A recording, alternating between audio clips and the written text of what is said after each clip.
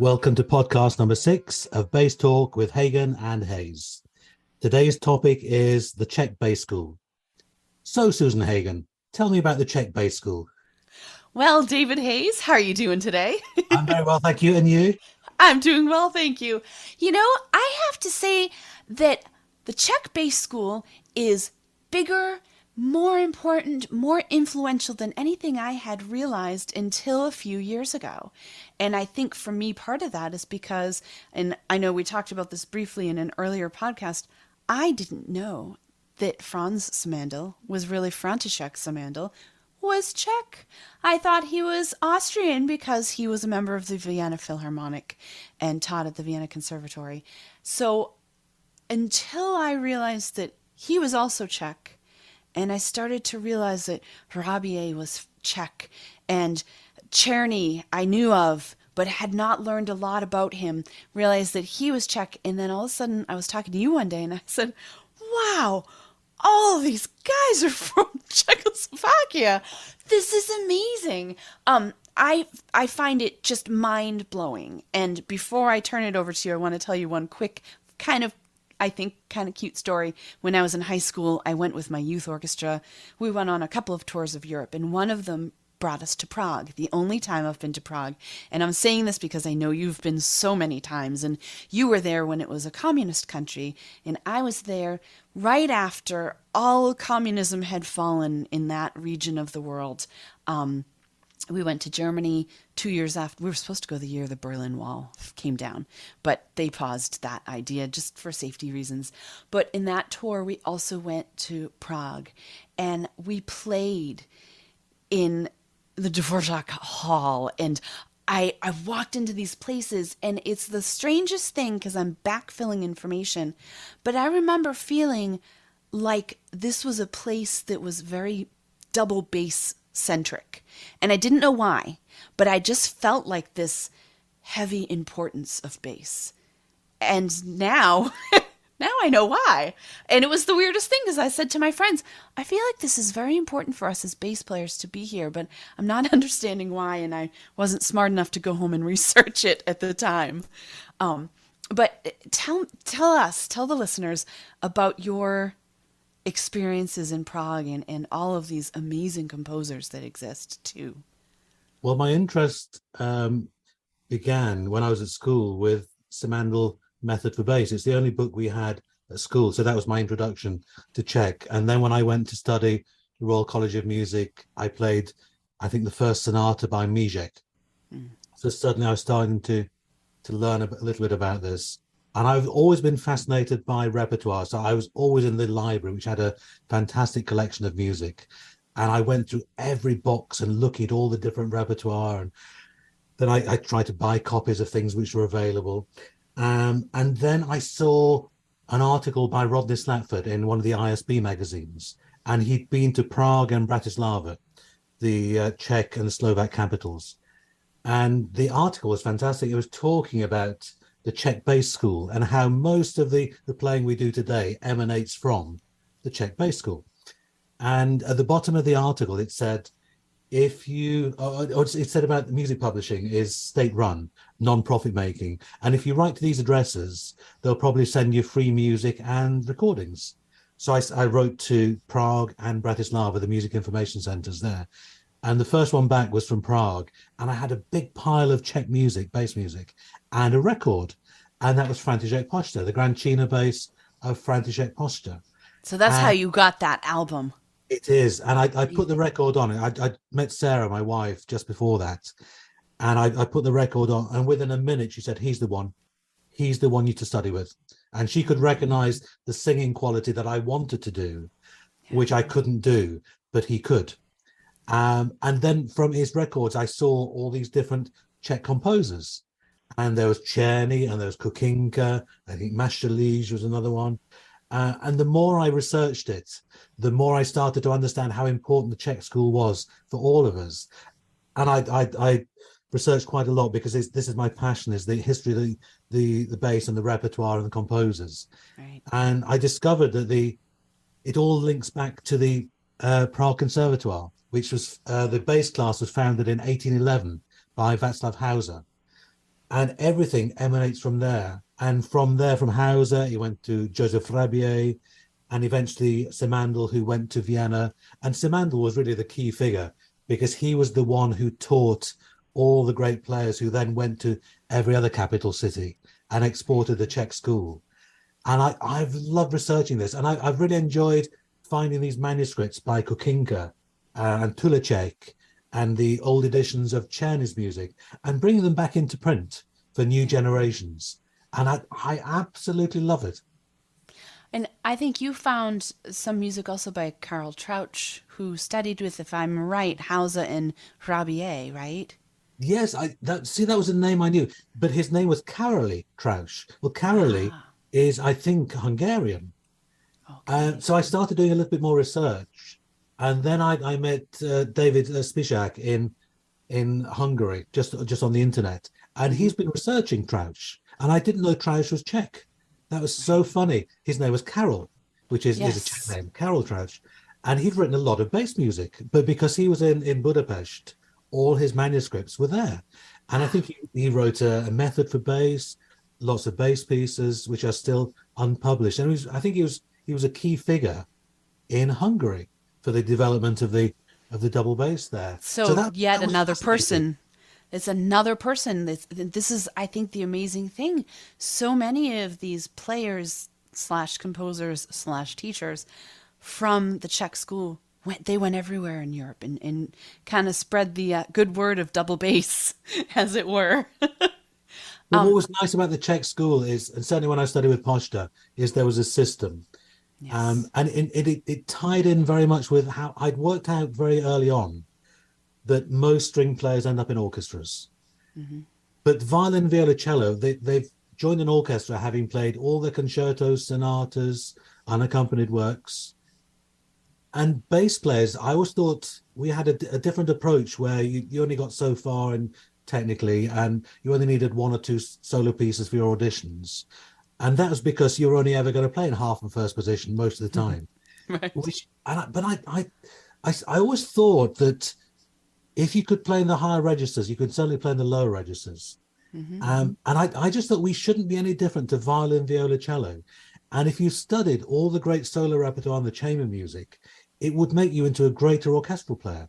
Sure. And I've been right because Yeah. all the players today, almost all the great players, have played as soloists, played in chamber music. They teach as well, Yeah. most of them, and we're now no different to violin, viola, and cello. And I think that's really healthy. And that's what I was introduced to in Prague with František Pošta. And he gave me copies of technical studies by Czerny, which were long out of print, but he still had a few copies. The I think 30 caprices by Czerny, and it was fantastic just to be introduced to all this repertoire. And Poshta owned Czerny's bass, which is this famous Grancino bass. And Wow. sometimes I would have lessons on this Grancino bass, and I'd be playing Czerny's music on Czerny's bass, and it's so amazing. And Poshta was also is much shorter than me, and the end pin was fixed because you didn't need an adjustable end pin because he was the only one person who played it. So I was Right. taller than him. So I had to balance this priceless bass on a book of piano music, books of piano music, Oh, and wow. I had to keep it upright to keep the balance because if I moved it ever so slightly, Oh, all the the books would music would move. slip. And I got this priceless bass, and I couldn't move. It was so No strange. pressure. No, it was unbelievable. But Posture was amazing because he could pick up any bass, like Gary Carr. Yeah.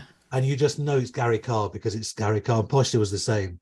He Right, just had right. this ability to turn any bass into a Posture bass.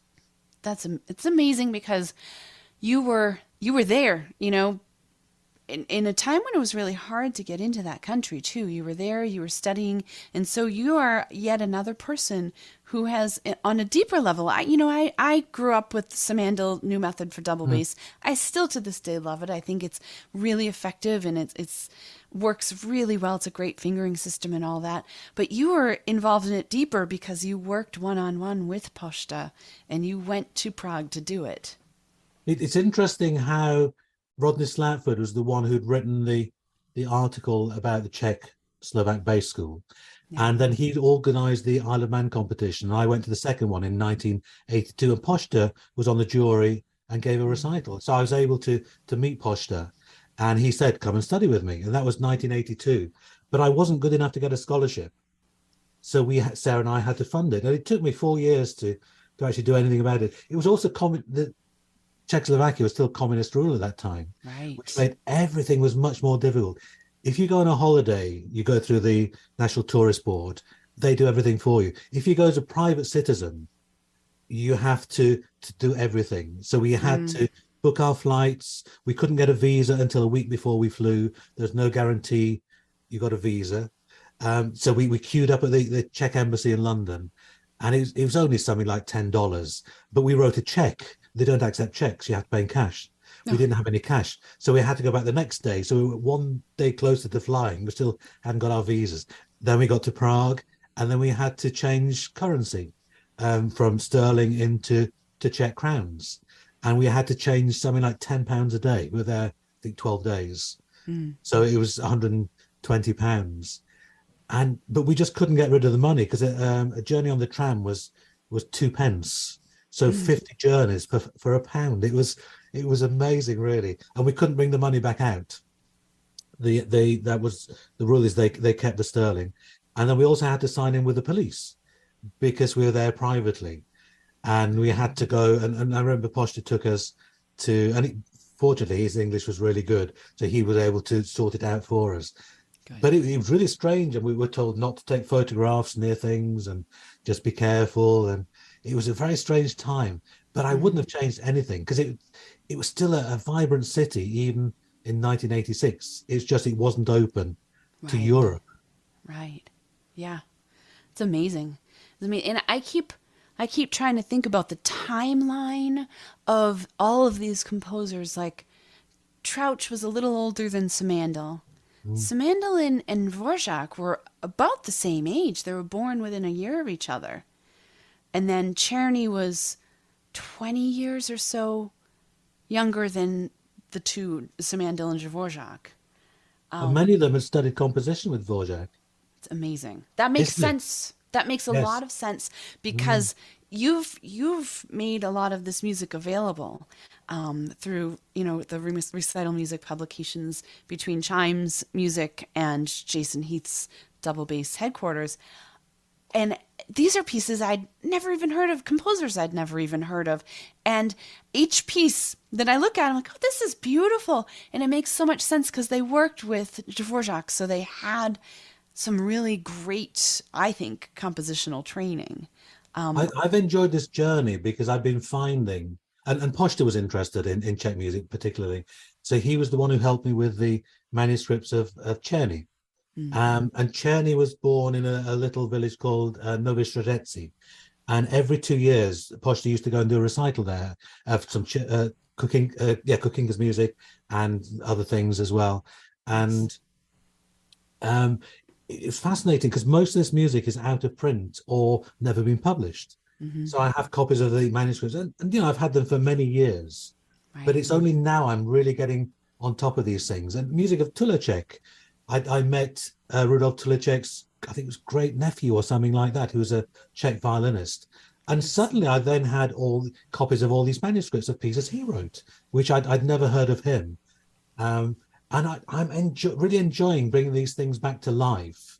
And I think it's important for the younger generations to know where we've come from and how we've reached where we are. And one thing that Poshta always said to me is always remember the people who've gone before you, because everybody's made a contribution, however big or small. Everyone has made a contribution, and I always thought that was a nice thing to do. So if there's an anniversary, I'm the first one there. It gives me another reason to organize a concert or a workshop or a commission project or something, and I really enjoyed that. I think that's great. I remember when I first started teaching at Boston Conservatory, a student came in and played the Mishek Second Sonata. And I thought, what a beautiful piece. Who's this Mishek guy? I've never heard of him. And I'll tell you that in Boston, for sure, I don't know about the rest of the country here. Mishek, Czerny, Trouch, None of these people are music that we've even heard much of. And I remember saying to this student's teacher, "Where did you find this Meshach piece?" And he said, "Oh, my teacher taught it to me, and he had, a very, very fine, very well-known teacher." And he said, "But he was of Czech descent, so he knew about it." And I said, "Oh my God, there we go." And I had a kid in a youth orchestra that was a student, and he came and he played a small piece by Czerny.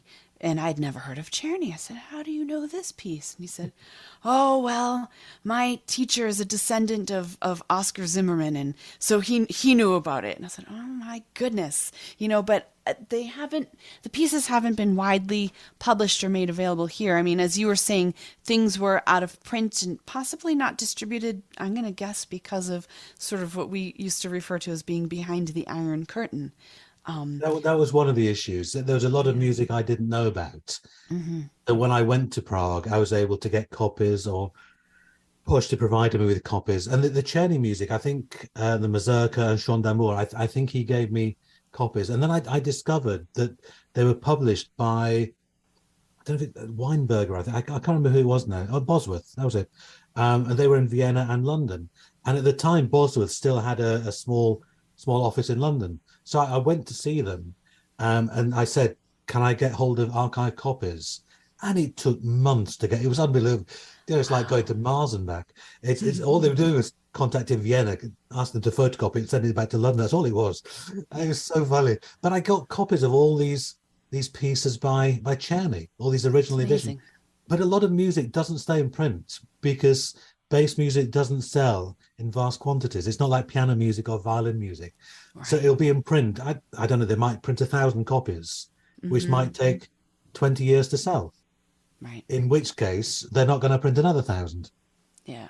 Because all your money is tied up with music which is sitting on the shelves, which is the nice thing about the downloads now.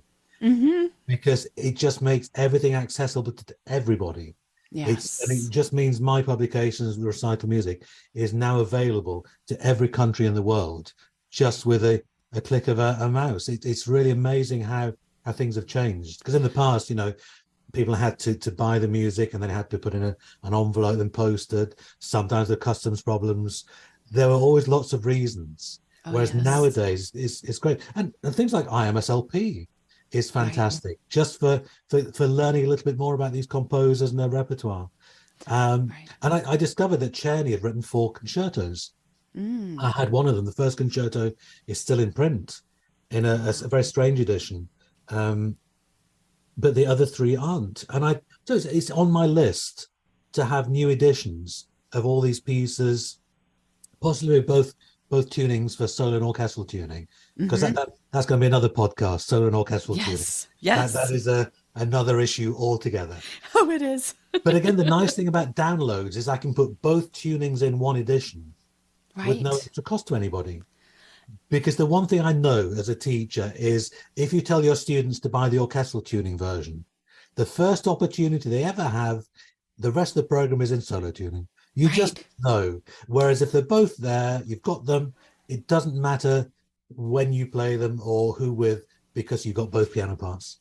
It's so much better. When I was in college, things here in America would usually come with either solo tuning piano parts or orchestral tuning, and you could usually choose. And so we always would choose the orchestral if it was an option, but sometimes it wasn't. And I was lucky. I mean, it was always expensive to buy that other piano part.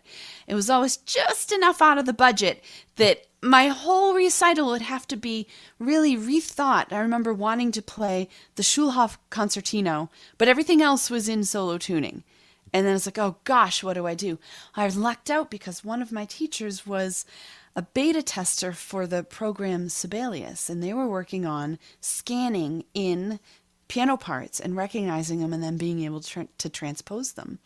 And so he said to me, I need to do this work anyway. Why don't I take your piano parts for your concertos and all of your sonatas and stuff, and I will transcribe them, and then we'll check and see, because Sibelius Company needs to know if this works or not. And I was so grateful because I couldn't afford to buy all those other parts, or maybe I could afford it, just it felt like I couldn't. I think I probably would have had to have borrowed money from my parents, which is just something I didn't want to have to do. But it was, that solo and orchestral tuning. This is one of the things I love about the downloads. I've got them. I've got them both, and it doesn't cost the people, the publishers, any more money because you're not printing them. And I have them on my laptop, and I print off what I need when I need, or I just use it on my iPad. Now I have a question about Rabier. Yes. He was Czech. Yes. He was a second bass teacher. Okay, I was going to say he's kind of like the granddad of all of this. Yeah, I think he was, because I think he wrote. I think Hauser wrote studies as well, but I think maybe Rabier was more important. And what was interesting in those days is nothing was printed. So Rabier would have had a set of studies in hand copied, and he would have given that to the student and saying, make your own copy. Haha, yes. So you would have known the piece almost intimately before you've even picked up your bass.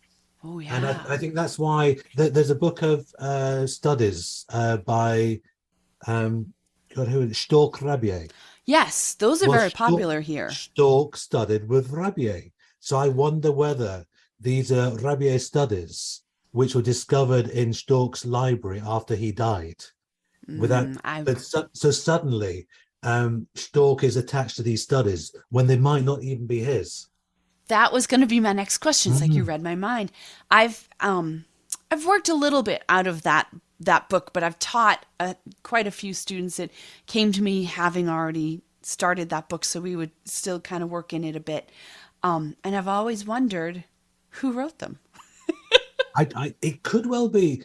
There's also, I have music by Joseph Abert, who was, again, a Czech bass player, composer, ended up in Germany.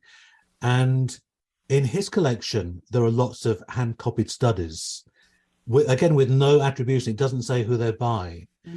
But he studied, I think, with Rabier as well. So I wonder whether they're his studies. But this is just Abert's copy of the studies. Right. So, and I think at this point we probably never know, because if it's anything like Bottesini's manuscripts, there's no date on them, there's no composer name, there's no librettist name. You have no idea who wrote these things. Yeah. It's interesting. It's interesting, but regardless of who actually wrote them, we're pretty certain they came from the Czech school, and somehow either Rabier or one of his students wrote them, so they're going to have that same kind of schooling attached to them.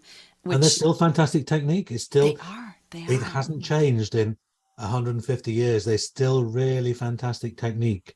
And it's, if you're going to play in an orchestra, this is the area you want to be playing in. Right. And they're as musical as you want them to be. It's like, I think it's like any study. If you decide it's boring study, that's entirely up to you. But I think that's your job as a musician. Always. I tell my students, it's always our job is to turn lead into gold, because we're not given gold every day. Right. We are given lead sometimes, and it's our job to hide the fact that it's lead. And I think as bass players, especially, people have this feeling of, well, Brahms didn't write for us soloistically. Beethoven didn't. Yes, they wrote orchestral parts for us, but you're not going to ever have a sonata or a concerto by them. And we have people that no one's heard of, and I say, but that doesn't mean they're not great. And I think what's interesting is we have lots of player composers, but every other instrument does as well. The cello has lots of these player composers, but the cello also has Elgar and Dvořák and Schubert, and that was the difference. We didn't get those. Right. So a lot of our repertoire has been player composers. And I think a lot of it's been lost because music goes out of print. But I've enjoyed bringing the Kukinka music back into print, and Poshta enjoyed playing these little miniatures by Kukinka. And I had a copy of his concerto. I've had it for 30 years. And a friend in Slovakia, Philip Jarrow, emailed me and he said, I've been looking for this concerto. Do you know anything about it? Yeah, I've got a copy. And he's so shocked. And then when I looked at the copy of the manuscript, I think it was finished. The composition was finished in 1921, and I thought this was. We were in 2021 at the time, and I thought, wow, this is an omen. It's a century. So right, so I now I need to do it because I have all these things I'm going to do, and I always have a list. And often I don't do that list, but I do another list, which I haven't made a list. I've always got 50 things I'm working on. And that was suddenly a reason to finish the concerto. And then he recorded it, which was nice. And he's performed it, which is great. And I like the fact that it's music which is linked back to the Czech school, but also is linked back to Dvorak in some way. Right. These composers on the whole weren't as great as Dvorak, but they must have picked something up from him.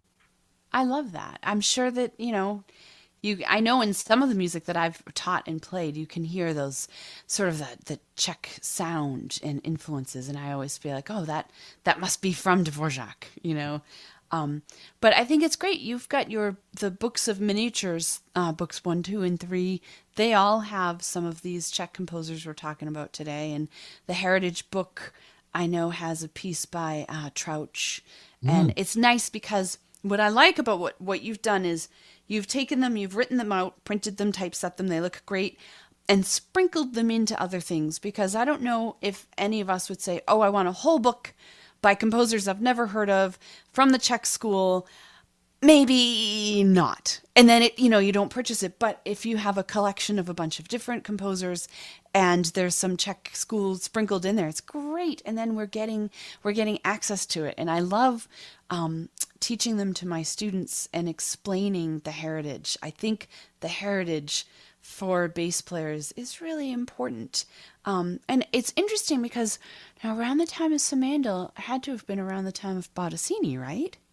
Yes. So you've got this. Bottesini died 1889, and Simandl died in was it 1912? 1912, I think. Yeah. Around, yeah. So they're kind of overlapping a bit, and you've got these amazing things happening in different parts of the world for the double bass. And Bottesini, we're going to do a whole podcast talking about him. We already have. It's great. I could talk about Bottesini for days. He was so influential. I think he was the big splash. And then you had sort of in baseball what I would call your scrappy little everyday players, in that we've got a bunch of maybe lesser known for multiple different reasons, but composers and players from the Czech school, but really such a strong, solid foundation for so many of us in the land of double bass. I've enjoyed putting the different books together. The miniatures is quite nice. Yes. Because that could be anything. And book 3 has more transcription than I planned, but that's just how it happened. It's nice. And the Heritage series, again, is on the whole shorter pieces.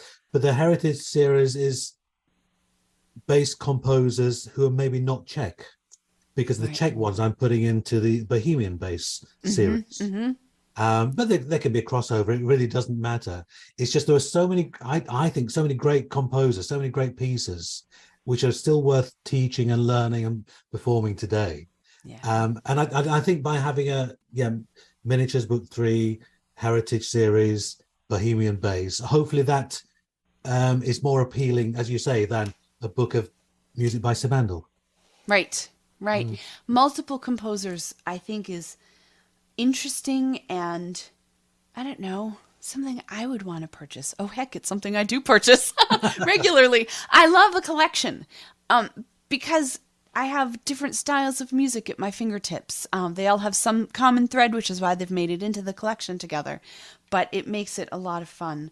And I love that, you still have more plans for making these Czech composers I'm working on Bohemian Bass Book 2 at the moment. Oh, wonderful. These things always take a long time because I'm working on other things as well.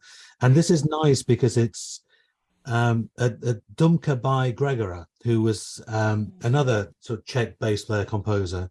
And this was in a Simandl series from 1903, I think. It's really nice little piece. And then I've got a fantastic Dumka by Kukinka, and that's never been published. So, and again, I had the manuscript for a long time, so that's going to be in there. I've got a nice little piece by Tulacek called Introduction to a Suite. It's a really nice, it's a lovely little piece, very charming, very elegant. Nice. And then I've got, I think, a Vegan Lead by Lasker, which ties in nicely with you, which Kuzovitsky recorded. Nice. That was in the 1920s, and then probably one other small piece as well. And then you've suddenly got five different composers. Yeah. And hopefully it's interesting enough to, as I say, to be able to play and teach and perform. Right. I think I think it's important that this music is given a new lease of life. I always call it giving kiss of what's it called? Kiss of life to all these things. Oh, And yeah. if it's meant to survive, it will do. And if Right. not, it'll fall by the wayside as things always have. Well, without having it easily accessible, it doesn't have a chance. And you're giving it that opportunity for us to know the pieces and give them an opportunity. And I now Dumka, it's does that mean thought? Is that what the name is? What the word It is. means? I thought it was Czech because there's the Dumky Trio by Dvořák. Right. But when I was writing my own Dumka, I checked, and it's a Ukrainian dance, meaning thought. I think Ah. it's quite slow and quite reflective. And there's Okay. a Dumka by Czerny, which I played. Again, it's Hmm. quite slow and relaxed. And yeah, I wrote the Dumka in the The Hertel Harold series, remembered. Yes, that's what made me which one think of your of. students played. Yeah. Hmm. Um, Hmm. and that was nice. I enjoyed. I enjoy learning things. I enjoy. There's so much you don't know, and it doesn't matter how much you know. There's always so much more still to learn. Oh yeah. And I think it's part of being a teacher. It's the learning process. I And enjoy that. I love that, you look on a map to see where the Czech Republic is. Mm, There are so many changing borders, changing countries, shared mm. borders. Unfortunately, right now, border wars. Those have happened so many places, and I think though Dumka being a shared word, because in that region of the world there are just so many places. I have a friend who said to me, he said, "I'm Polish or Russian." Or Ukrainian. Well, it just depends on the year because we were from this one town and it has belonged to so many different countries. That sort of a situation, and I think the language is that way. But I think Prague being the heart of it all for double bass for so long, it's very exciting, and it makes me want to go back there. And It's nice. We haven't been back. Last time we were there was December 2019, mm, just before the pandemic, and then we're going back in December this year, first time in four that's years. But we've been so going since nice. 1986, so I've probably been 40 times, maybe more. Yeah, Really, that's it's a amazing. country I love more than anywhere. Really, Yeah. it's such a beautiful place. And what's nice is we've kept in contact with Poshta's daughter Yitka, and we always meet for lunch. And we meet in a lovely restaurant on the outskirts of Prague where nobody speaks English because only Czech people go there. Right. All the menus are in Czech, but now you got Google Translate on your phone. Right. So It makes it it's easier. so fantastic. There was something we went last time we went, and we were there early. So Sarah was going through the menu, and it came out as Moravian sparrow. What's Moravian sparrow? And it was some kind of meat. It wasn't a bird at all. It was just called Moravian sparrow for some reason. It was so strange, but it was beautiful, beautiful meal, and the people are so hospitable. And I've just got happy Yes. memories of playing Yeah. and teaching. We played. I played at the Prague Conservatoire in 2014. That would have been Nice. Posh's 95th birthday. Oh, sure. And I went out. Jerzy Valenta, who's ex-Posher student, played in the Czech Phil. He organised for me to go there, and I organised for him to come to England. And we did some Poshta celebrations to remember him and play Czech music. And what was so nice is I played a piece by Czerny, and Jerzy said there were lots of Czech bass players in the audience, and so many of them said I sounded more Czech than he did, which which was very strange. Well, being so close with Poshta, I can see how that would happen because you really studied with him intensely. It, it, it, he gave me everything I needed. We went through things very, very quickly. He was quite a tough teacher, although the Tefo Hautaho, a great friend, he'd studied there Yes. 20 years earlier. He said by the time I knew Poshta, he'd mellowed quite a lot. This is what people say about the But he was tough teachers. yeah, he was late 60s. And and I think, yeah, in his late 60s, he was lovely. He was very, very generous, and he would take me into Prague to meet people. I used to get drunk all the time because we used to change trams, and he would always say, "I know a little bar here." So I'd go in and have a little beer, and then we changed trams again, and he'd say, "I know a little bar here." And I go, so whenever we turned up to meet these important people, I was always drunk. Oh no. Happy memories. The dangers of travel. Exactly. But it's great because I feel like you have helped bring all of this world of double bass from Prague to the rest of us. And some of us didn't even know the influences, and some of us did, and now we're learning more music of composers that, because it just was not widespread, now you're able to share the music with all of us, and it's I've really really exciting. enjoyed doing it, and it's part of my passion is promoting the bass repertoire, which is why I commission so many pieces. Yeah. But I love where we come from. I love the fact that all this repertoire exists, and if it takes me a couple of hours, that's just a couple of hours out of my life. That's okay. I can do that. And it just remembers Laska and Geisel and Tulecek and Kukinka and Chen, and they gave a lot to the bass world, and I think Yeah. we can do the same. And if bass players don't like it, that's okay. They don't have to like it, but some will. Can always move on to the next piece and to the next composer, but at least it's there for us to know about, which is wonderful. Exactly. Exactly.